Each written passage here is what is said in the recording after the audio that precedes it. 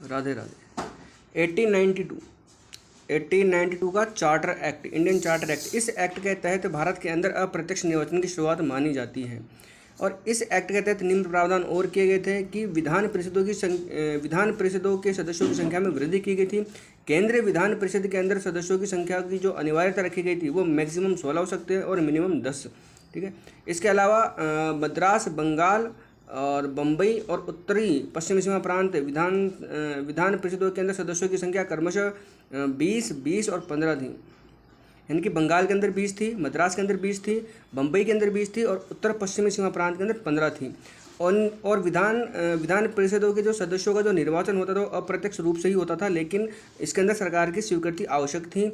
और विधान परिषद के सदस्यों के अंदर 2/5 सदस्यों का गैर सरकारी होना क्या था, जरूरी था। केंद्र और प्रांतों के विधान परिषद के सदस्यों को बजट पर बहस करने का, प्रश्न पूछने का और सार्वजनिक मामलों में प्रश्न पूछने का अधिकार था, लेकिन उन्हें अनुपूरक प्रश्न पूछने का अधिकार नहीं था। इस एक्ट के संदर्भ में सुरेंद्रनाथ बनर्जी का कथन है, वो कहते हैं कि इस एक्ट ने भारत के अंदर प्रतिनिधित्वात्मक शासन की नींव रखी। जबकि गुरुमुख निहाल सिंह जी कहते हैं कि 1892 के इंडियन चार्टर एक्ट ने भारत में विधायिका के कार्यों का विस्तार किया है और उन्हें लघु संसदों में क्या कर दिया है, परिवर्तित कर दिया गया।